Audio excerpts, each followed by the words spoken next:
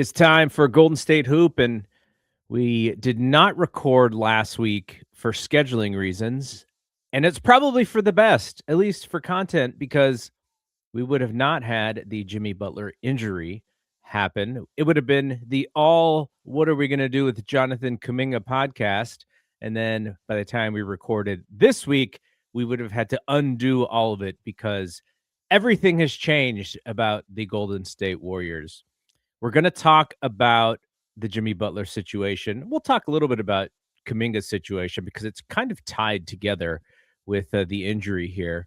And then in the second part of the show, I want to talk Unrivaled because I've been watching a lot of Unrivaled. I'm following my team, The Mist, Brianna Stewart, Veronica Burton, Enrique, and the two other bigs on that team. I forget their names. You could see how closely I'm following. Actually, I am following closely. But this kind of dovetails into not one of the issues, but something I'd like to see improved about the league. But so we'll talk Warriors and Jimmy, and then we'll talk Unrivaled after that. So why don't we kick it off with some death lineup here?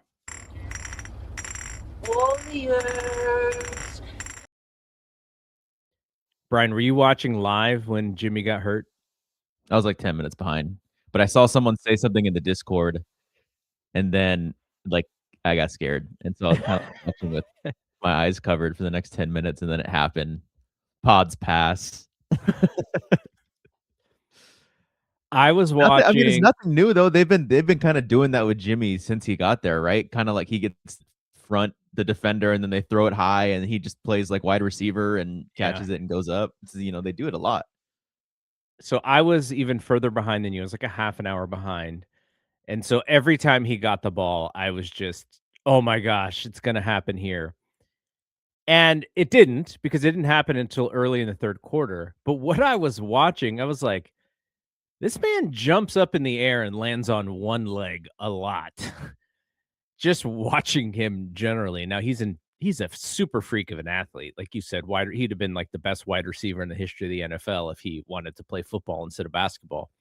But oh my gosh, it's just watching and trying to predict, and then seeing how it actually happened and seeing him grab his knee when he went down was excruciating to watch. And, unfortunate for him, unfortunate for Warriors fans, because without Jimmy, what you thought was left of the possibility of this current run kind of goes out the window, and they already have to change up a plan in which they kind of pushed off last year. Like last year, they were maybe similar to the Warriors this year without Jimmy, maybe even worse, but they did have Wiggs.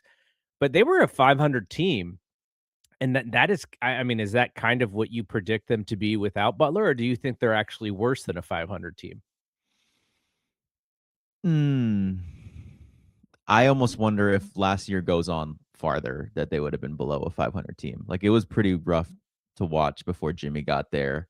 They had to make the emergency move to get Schroeder because it really wasn't working. And then that really wasn't working. Like, I think they would have finished below 500 if the year kept playing out with no Jimmy. Maybe this year it might stay 500 if guys, I mean, this is just a 2-game sample size, and I know they kind of got whooped by Toronto, but it kind of seems like, you got, of course, the guy's been terrible all year, but the moment his best bud goes down, he kind of becomes playoff Buddy again. Literally the moment that Jimmy Butler goes down, I think Buddy Hield has missed 1 3-pointer and it's taken like 12 since Jimmy went down. I just wonder if Pods, another year of Pods, if he gets more confident and he has the ball in his hands more. But I don't want to, it's kind of all with the idea that Kuminga is getting minutes and playing too, which I know that, history tells us that Kerr's gonna even last night when Kuminga was making shots. Like, did you watch kind of his run there in the third quarter? Even some of those shots, it was fun. Even some of those shots that he was taking, like, those are still some of the shots that Kerr gets pissed off at when they don't go in. Some of those were prayers. And so I just, even though it was a good stint, I worry that, maybe it's just a little bit of quote unquote beginner's luck, just having been on the bench for so long, and just maybe teams forgot how to guard you a little bit. But some of those shots that he was putting up, I feel like he misses a lot, and those are the ones that get him on the bench because he stops the ball, he takes it himself, and he just throws it up. And he was getting foul calls last night that he never really gets either. Don't want to hate on the kid's game because I thought, he ended with a good stat line and it gives you a little bit of hope, but I think I'm just a little pessimistic now. Him being on our team for 5 years now and just seeing, what the inevitability is. Let's come back to Kuminga at the end, because the way that I want to look at this is the problem is that we have no idea what the possibilities are as far as what they can do trade wise. And I think the main reason is because if you're another team and you just saw the Warriors lose Jimmy, doesn't that make them even more desperate? And I think that was part of Dunleavy's his media the other day. He was trying to seem calm, and he was trying to seem like, yeah, this sucks, but we're not going to just give everyone away or give all the picks away, and for this run, and I think that's how he has to play it, because if he looks desperate, everybody's possible trade offers with the Warriors, they just added a number one draft or a first round draft pick. So I think we'll look at it at right now as these are the guys that they're going with, and how do they stay in the playoff hunt, and should they stay in the playoff hunt? I don't know if it's necessarily the right thing to fall out of the playoffs and fall into the lottery with, at what are we looking at as far as Steph's career? He's going to be 38. He still made All-Star team. He's starter in the All-Star team. His is very solid. It's I think he's aged much better than anybody ever thought, and you're just I think that's an understatement too, you're waiting for it to fall off, but we haven't seen it yet, so we cannot predict that that's going to happen. And do you really want to give that away? Do you want to give a season like that away, or is it just you can't control it? It's just going to happen no matter what, the way that things work. So let's look at it for who they have, because I have a few options that they can go with, and then we can talk about whether or not we like them. And I think the first option, you kind of hinted at it, which is just lean into pods, and you're going to have to live and die with the positive, which was the other night, and the negative, in some cases, which was last night. Because I don't know if one thing that I noticed the most is with pods in the game, these teams had these Raptors had some open three-pointers, and I didn't watch closely enough to see in the rotation aspect whose fault it was. We know Pods likes to bait charges, and in order to bait charges, you got to kind of hang out in the middle. We know that he likes to go for steals, and he likes to, do the risky stuff. So sometimes that takes him out of position. Bob Fitzgerald last night was just, oh my gosh, the Toronto Raptors are shooting the best in the entire history of the NBA. And I was like, yeah, it's because all these shots are so wide open. They better go in. Like, you can't. Toronto Raptors might be the worst shooting team in the league, but they've never been so wide open before. Like, I think a 30% three-point shooter can turn into a 60% three-point shooter if left wide open. All those NBA guys, you watch them in warmups, they don't miss. So when they're as wide open as they are, and they expect to be as wide open as they are, it's almost like warmups for them.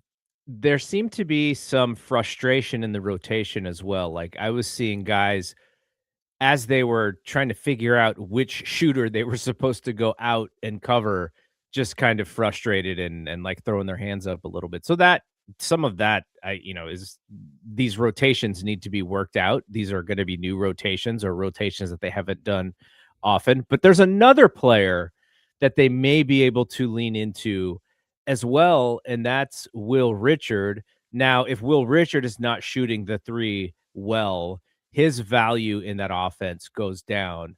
But if he is sticking the three, then I think he can do a lot of different things, because he's very active, and he's not the most athletic player on the team. He doesn't have JK athleticism, but he is one of the more athletic players on the team when he's actually playing.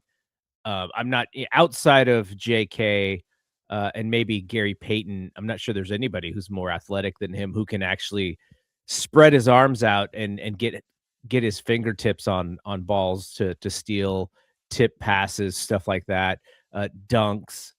So those two guys, if you give those minutes or spread those minutes around to Pods, Will, GP's going to get some of them, Gee's going to get some of them. But if you lean heavier into Pods and Will, I think that's an option. But and every option that we're going to talk about, the secondary piece of this is it also showcases them a little bit for trades. And so what do you think about the Pods option? What do you expect me to say, man? It sounds like it sucks. I think all of these options that you lay out, if there is no trade being made, I think it's a game over season. Yeah, but maybe you do make some trades and you're actually upping the value of these guys a little bit. Yeah, but there's 1 or 2 weeks left of until the deadline. Like, this is very, I guess these options then become very temporary of showcasing these guys. Yeah, for sure.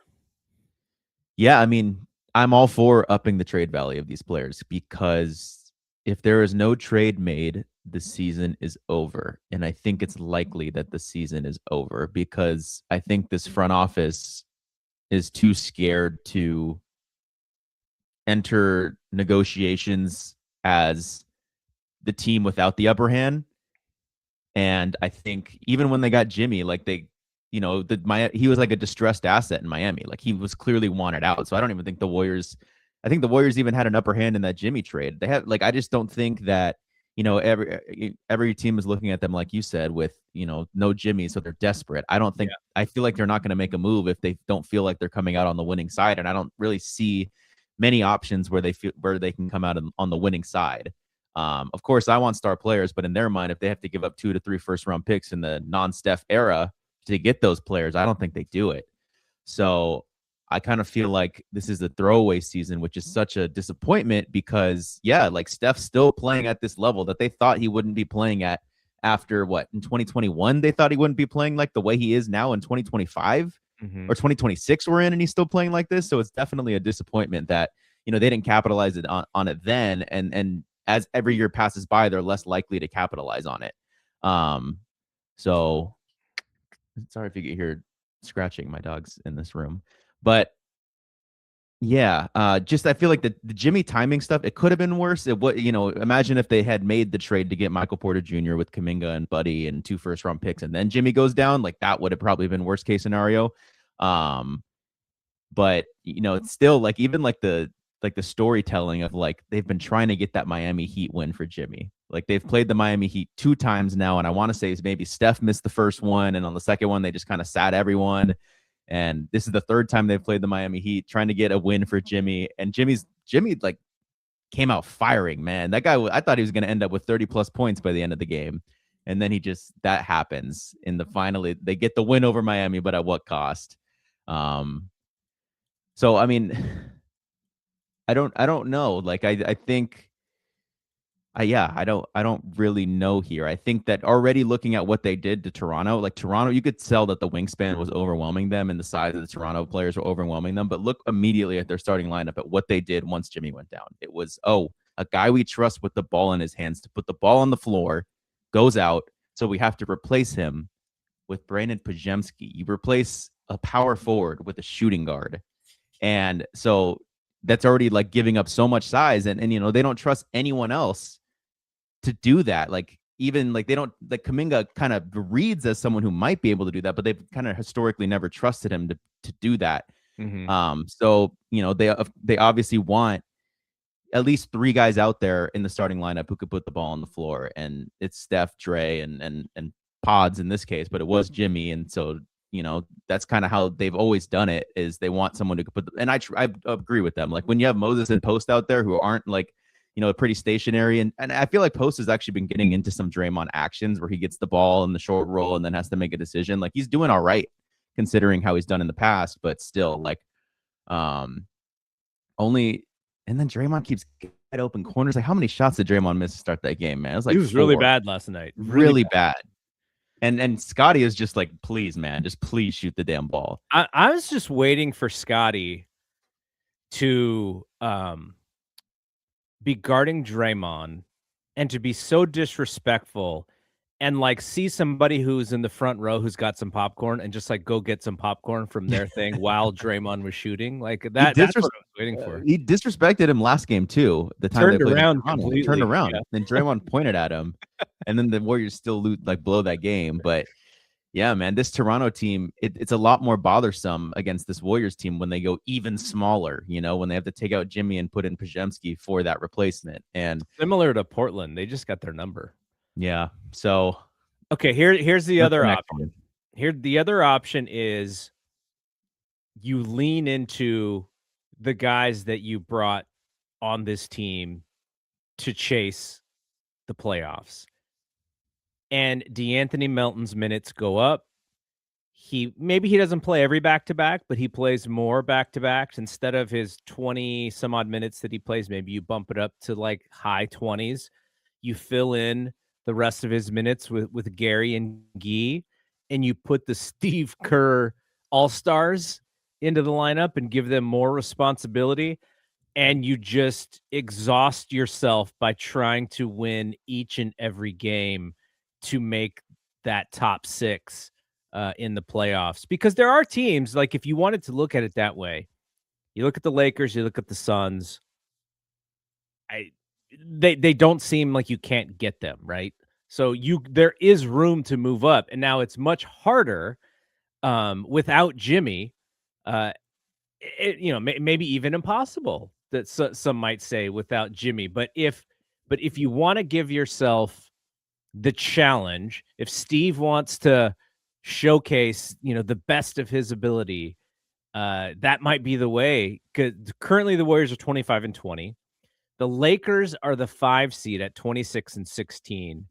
The Suns are 27-17. The T-Wolves are 27-17. You got to imagine the Timberwolves jump over the Lakers and the Suns. So the Warriors would be trying to get that Lakers or Suns spot for the top 6.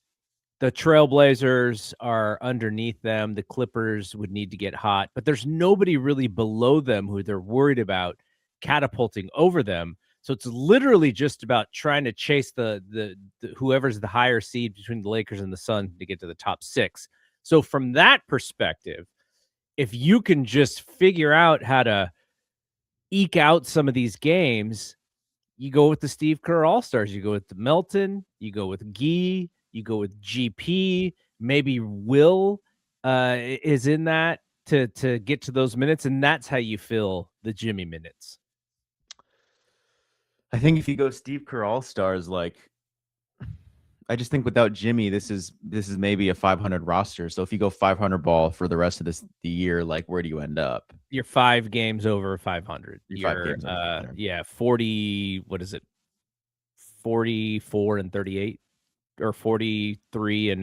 Mm-hmm. Whatever it is. I guess you can't technically be 5 games over 500, but you're in that mix, and you're trying to get to that 6. But even if they go 500, they're at least a playing team. They're not getting catapulted by the Blazers. I don't imagine the Blazers really care that much about making the playoffs. They probably want to stash one more pick and then make a run next year with Denny as their best player.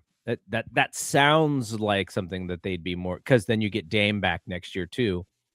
So I don't know. I think that is, I guess I would say, more likely than the full lean into Pods and Will.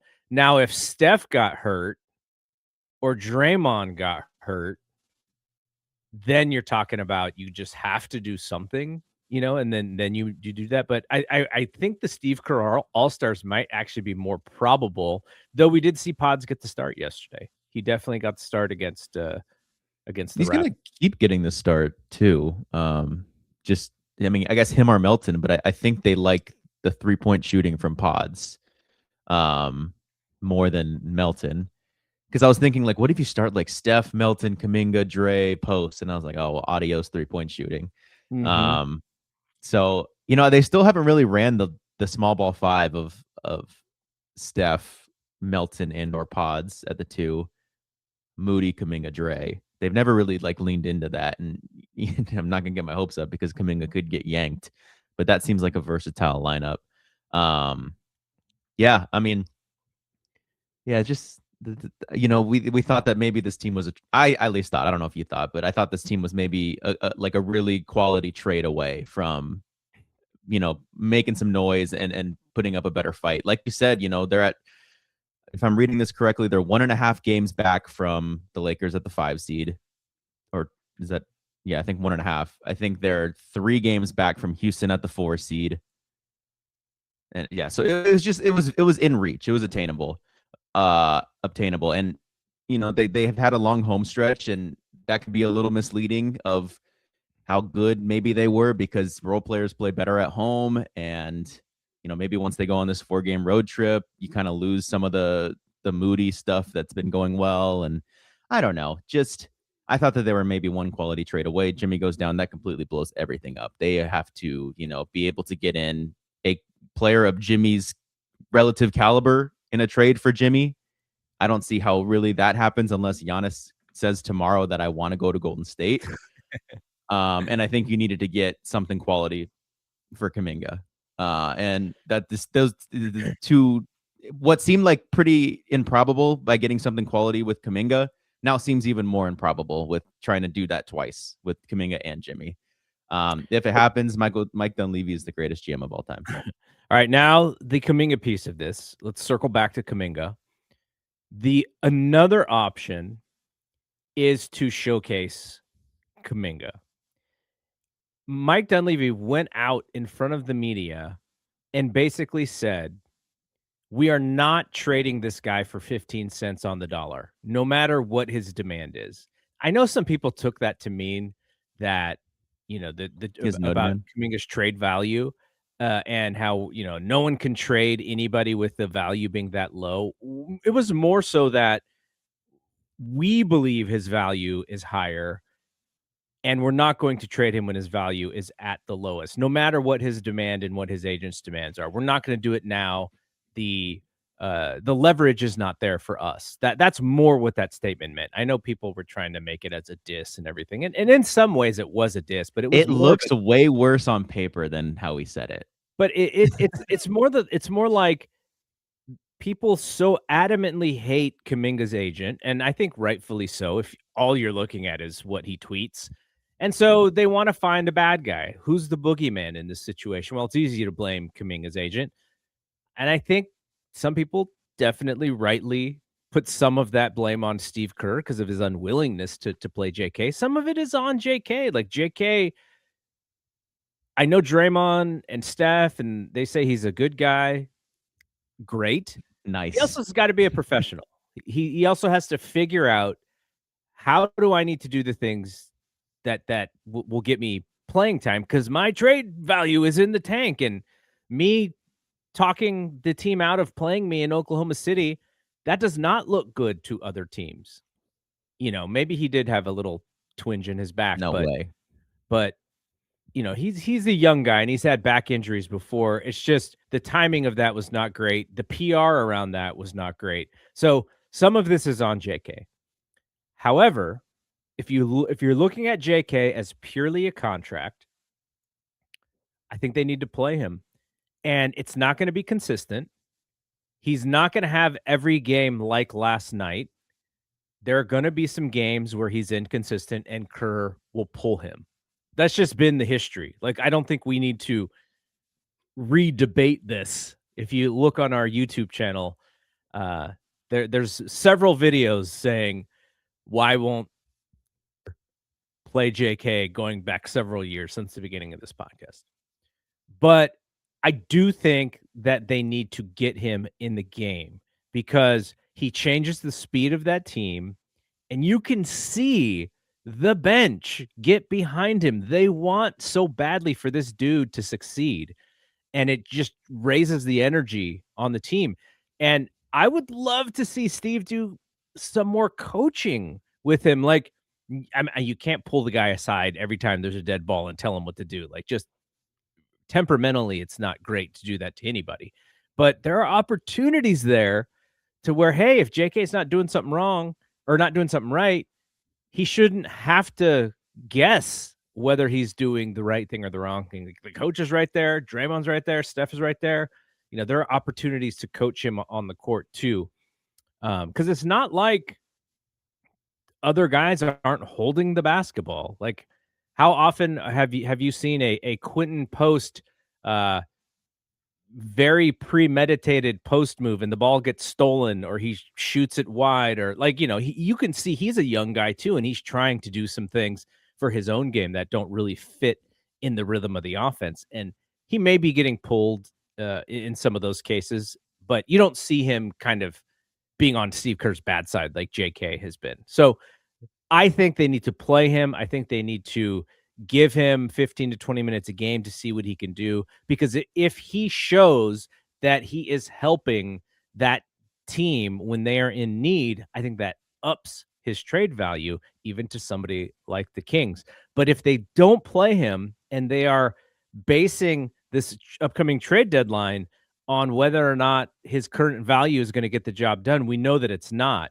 So then they look like the bad guy and a team unwilling to do what it takes to get Steph the right players. So there's this interesting rock and hard place scenario with the Warriors. And I think the right thing to do is to play JK, because if JK doesn't play well, then you have it out there that says, hey, we wanted him to do well. He didn't play well. His trade value has tanked. It's not only our fault. And I think that would be the right thing.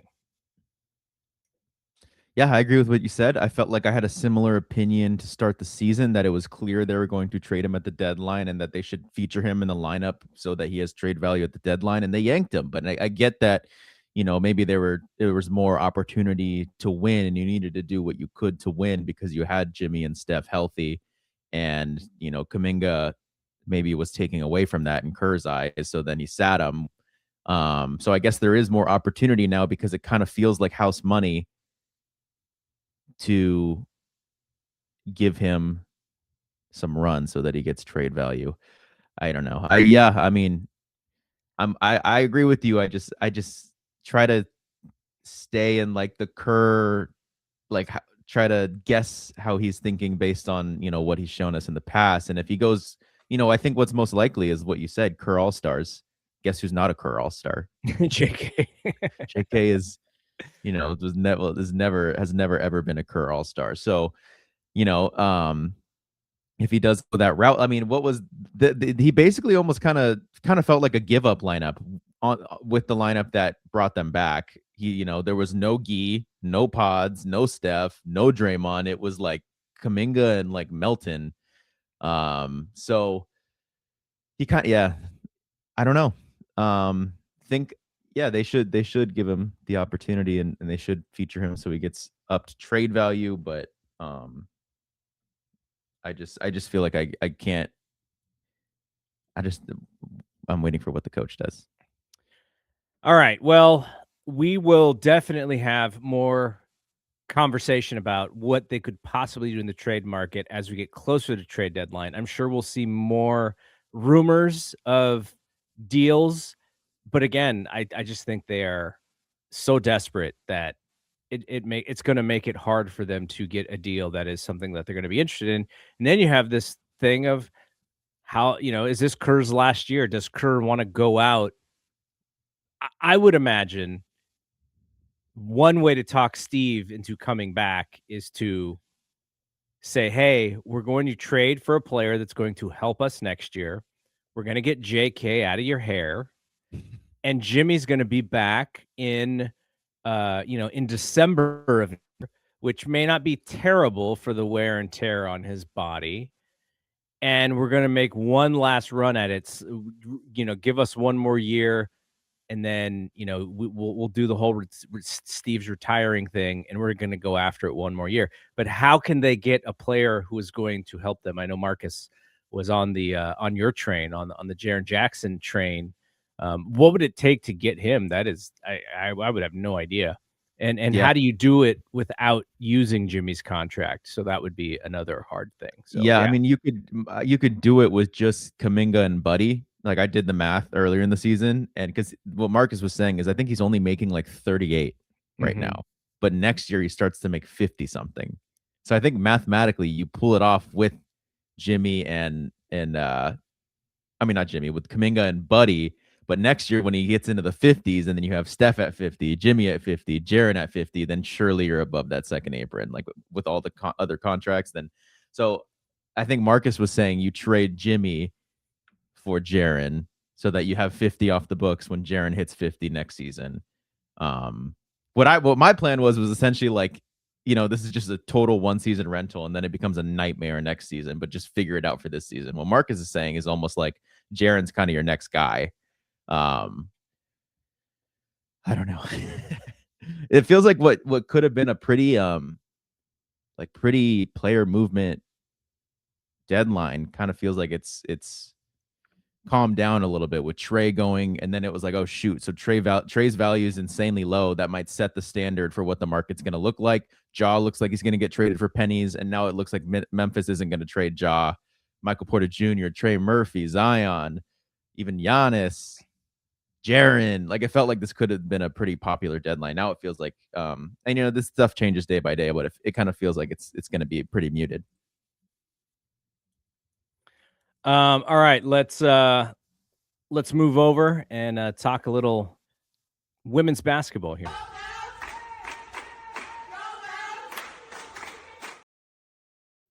All right, this will be a little shorter Podhala segment here because it's going to be focused around Unrivaled. And I've been taking some notes, been watching my Mist. I've liked a lot of what I have seen. It's a very easy watch. It's almost like, I don't know if this is a good thing. I don't like, I'm interested in who wins. I'm interested in who does well, but I'm so not tied to who to the late game stuff. And does this win mean anything? Because we're so early in the season, we haven't established the teams and what the players get from winning and all this stuff, because it's such a new league. But I will say it is a very easy watch and something that I don't necessarily get spoiled on. So if I'm watching the Mist, like the other night, they played the Breeze, and I'm watching that game, and I'm like, I kind of feel like the Breeze won this game because I saw something about Paige, but I don't know for sure, and I don't even know what the end of the score was. So I watched it later, and I actually still haven't finished the game, but there was no like, oh my gosh, I already saw the score, so I can't watch the game kind of feeling like when you watch NBA stuff.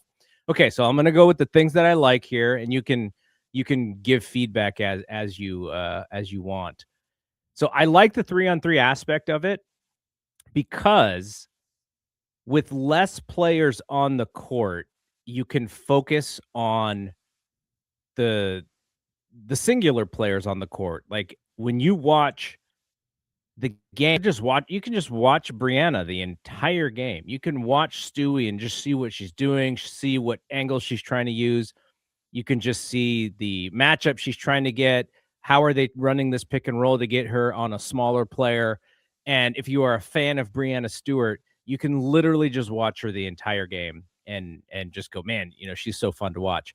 Similarly with Paige. Paige was on fire, just pulling up everything, 3-pointers, mid-range, getting to the cup, like everything. You had the full Paige suite in this game against the Mist, and I was just like, I think she might actually get some MVP votes next year. Like, that's how good she already is. But this 3-on-3 game, what it allows is the open court, the open flow. You're essentially running a weave up and down the court all game long, and it allows for the movement, but it also allows you to really see who the players are. On a 5-on-5 game, you can see it decently well as well, but you can even see it better. So if you are a fan of the player or a specific player or a star player, I think it's very easy to see these players on court in 3-on-3. Yeah. All right. 7-minute quarters is kind of perfect. I love it. The game zips by. You're not sitting there for 2.5 hours like that Warriors Raptors game was last night. There's not 100 challenges. The action is free flowing. It's pretty physical. They don't call that many fouls. So, but 7 minutes is perfect. Like, I kind of thought when they first started, I was like, 7 seems short. It's like not even like it's like a not even junior high school game quarters, but it works in the flow of that game. And then if you have a close game, the Elam ending works really well because they go commercial free in that last period. And that last period is like meaningful basketball. Like I'm like, okay, like this is where it's at. The Mist played, I forget who they played 2 games ago, but they were up a lot, and the game then the other team kept chipping back in. They got close, and then by the time the Elam ending happened, they were only up 4, and then they kind of, they won the final period very well to extend that game. But I like the Elam ending in these games. If it's a blowout, the Elam ending, it doesn't matter. It's just like a normal fourth quarter, but you don't have the in some fourth quarters in the NBA, if there's like last night, if there's a 20-point lead, you kind of put in scrubs and you can lose a lead. In this, not really doing that because you have a small roster. So the Elam ending kind of works against you in blowouts, but in close games, I do really enjoy it. I'm glad you've been watching more than I have. I've been straight on the college women's basketball train for pretty heavily for the past couple weeks. A I lot guess, of blowouts in college basketball these days. yeah, it's kind of uglier hoops, more blowouts. I don't know. Yeah, that's that I think I saw that the No Off Season put out a podcast of like something about is like the Unrivaled hype dying down in year 2. Yeah, and so what they are basing that information on, and we don't have to get too sports business or sports media in here, is so TNT and TBS, they lost the Turner networks. They lost the NBA. So one of the bonuses for the leagues like Unrivaled, the NHL, AEW wrestling, one of the bonuses for being on that network is it was the NBA network. So you could always get commercial time during the NBA to promote your league. Like imagine you're watching the Warriors and the Lakers and then you see an Unrivaled commercial. Like now, if you're watching the Warriors and the Lakers, maybe you're watching it on ESPN, maybe you're watching it on Peacock. You're not getting that Unrivaled commercial time in there. So what's happening is their TV ratings are down, but the story, it was a partial story, because what is actually happening is, this is the one thing they didn't mention. The way that ratings are being tracked today have changed, and the bigger sports are benefiting and the smaller sports are not benefiting. So it's a ratings measurement. And so what we don't know about Unrivaled is if you were to compare the way that they did the ratings last year with the way that they do the ratings this year, I'm going to guess those numbers are going to be slightly closer. But the other part is that a lot of people watch this on HBO Max, and HBO Max does not give viewership information. So you don't really know that part of it. I'm going to guess that it is a little bit down from last year, but I don't think it is like, oh my gosh, Unrivaled is dead. I don't think that that's the problem here. I think it's just you need to give fans a reason to care about this thing. Now, the other thing is the WNBA is in a labor dispute. So a lot of the conversation about women's basketball, pro women's basketball, is kind of negative right now. So that's also some of it, I think, is that people are just like, oh, well, what are they going to do? Always what happens in these labor agreements. We're going to see it in baseball next year. People are going to hate baseball for taking time away and having these, you guys are adults, can't you figure it out? You guys are rich. So there's all these conversations about the WNBA right now is negative. So I think that affects it a little bit as well. But I think it's actually a benefit because I'm like, okay, well, what if the WNBA misses games? At least I get to watch some women's basketball here in Unrivaled. Yeah, and I think Unrivaled does a really good job at like marketing to my generation, but I almost feel like my generation is kind of like kind of on the decline of long form Yeah, the content TikTok. consumption. Where, So you tell me, do you see Unrivaled content on TikTok? a lot. The players are really good at marketing. The league's really good at marketing because you have these young players who are making TikToks and involving the veterans, and the veterans make TikToks too. Like it's all very good. And I just wonder.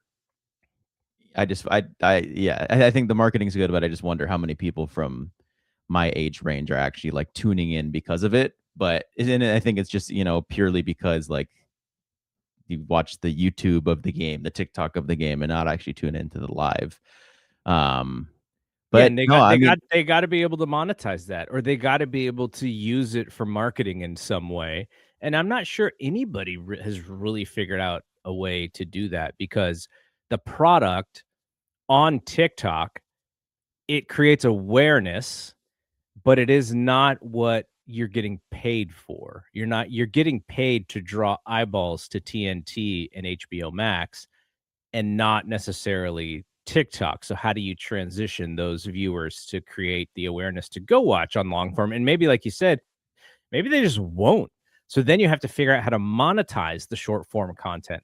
Maybe, and I always thought about this from the perspective of other sports, which is at the end of every quarter, let's say the Golden State Warriors, their social team takes all of the best highlights and bottles it down to 90 seconds. And then, they put it out like literally after the quarter is over, and they go, here's what you missed. And then you mm, have it and you go, game is on whatever channel. Maybe that 90 seconds is enough to where the person's like, I don't need to watch the rest of the game.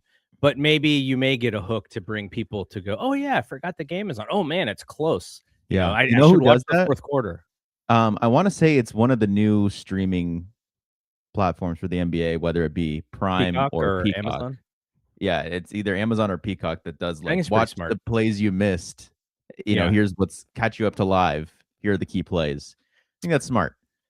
All right, I have a couple of things that I think that they could improve on, and the biggest thing I think that's out there is they need to market the matchups, not the teams, because nobody cares about the team names. No one is a vinyl fan. No one is a Phantoms fan, but they are a fan of Paige and they are a fan of Kelsey Plum. So if they're playing each other, that should be the marketing. Come watch Paige and Kelsey Plum, because in a 5-on-5 game, there's going to be less actual one-on-one play between these two women than there will be in a 3-on-3, because they're going to have to guard each other. They can't not guard each other. Like, you can hide somebody in the WNBA. Maybe you run a zone, or maybe you have that player on the secondary guard. But here you get to see Paige and Kelsey Plum. I think they need to they need to market for that. Here, when do you get to see Paige and Kelsey Plum just go at it, like, on a small court like they're doing? Yeah. I had the idea, because of the Elam ending. I wondered if you could have one 4-point shot per game, but it had to be in the fourth quarter and you had to be losing. And so, because the court is small, so the second you cross over the half court line, you're on the logo, and then only a few feet after the logo is where the actual 3-point line is, at the top of the key. And so I just wondered, like, you could hit one per game, and it would have to be in the fourth period, and you have to be losing. I wonder if that would be interesting. In some cases, it might just be silly at the end, like half court shots, but I thought that would be something worth thinking about, because it's a deep shot, and you strategically could put in your sharpest shooter, your sharpest long distance shooter. Your Kate Martin actually maybe has more value in the fourth quarter than she would in the rest of the game. So that was an idea. And I think just better video packages explaining who these women are. Like, I was thinking of the podcast. What was the podcast that went live over All-Star break, and they just had a bunch of lives? The two women, the partners. Oh, the stud buds. Yeah, the stud buds. You know how they went live and they were just like, that was Yeah. like part of the thing. Like there is a way to do that with not exactly that, because I think that's, it's more fun, but if you want to introduce the backstories of some of these women, where did they come from? How did they get into the league? Like, I would love to know more about Dominique Malonga. She was sending people back, like their shots were going up, and she was like damn near grabbing them out of midair. Like, I would love to learn. I would love to see a 3-minute segment at halftime on Dominique Malonga and where she came from, how she learned how to hoop, what got her into hoop, like just so you learn more about the players. And again, that goes back to my Paige versus Kelsey Plum. I don't really care about these teams; they're just all created out of thin air. Show me who these women are. I think they could do that. And then the last one, I think this is necessary. Got to get Caitlin to play. Got to get Asia to play. There's no reason Angel. There's no reason Sabrina shouldn't be playing, because all of these women have brands. Asia should be like, oh yeah, here's my unrivaled version of the A1. For Sabrina, here's my unrivaled version of my shoe, and this is going to be the shoe that I wear during my unrivaled season, and here's different variations of it. Like, you just need to pay them more, for one, but you also need to give them some sort of platform to continue to market their brands. And Caitlin's the big one, right? Like, everyone's dying to see Caitlin play because she missed most of her second season. Now, maybe she wants that to be on the WNBA court rather than the unrivaled court, but you need to get those women on there, because this is like remember we used to play NBA Street on PlayStation? It's like, okay, who's your 3 best players on your WNBA team? And then create a league with everybody's 3 best players. That's kind of what Unrivaled is. And so I think you just need to have the best or the most marketable players or the biggest stars or whatever. Like, Asia Wilson not playing is kind of a demerit to the league, I think. She's like, I got better things to do. So those are my ideas. The only thing I worry about with that league is the injuries, because they're playing just as hard as they are in the WNBA, and it's way more fast pace, up and down, quick cuts. Yeah. So I do worry about the long-term health of these players. Like, what if the Valkyries lose a player for the year in Unrivaled? Knock on wood, like New York did with Benijah Laney Hamilton last year. It just feels like I turned on the game like for 2 minutes, I think last week, and I just saw like 5 players hit the deck. I was just like, oh man. But yeah, super entertaining league. And the one thing, because I know we're about to end it, though, I agree with everything you're saying, but I was just going to turn the focus for 20 seconds to women's college hoops, because I feel like I sent you a draft comp. Like, I think someone did like a mock draft, and then like even like a WNBA comparison and an NBA comparison. And I want to say someone got Will Richard. Was it Gabriela Jaquez that got Will Richard? I don't even remember now. I forgot who got Will Richard, but she played. I watched her. I watched UCLA versus Maryland. Man, it would be sick if the Valkyries got Gabriela Jaquez, because she's doing all the cutting stuff Will's doing. She could hit 3 like Will. And I think that if one of the big 5 in our fam, AZ Fudd, Olivia Miles, Tanaya Latson, Flau'jae, Lauren Betts, if one of those players fall to 8, then I guess you do take them. But if not, like I like the floor of Gabriela Jaquez for the Valkyries. That's all I got to say. All right, you are out to celebrate your partner's birthday. Happy birthday, Danielle!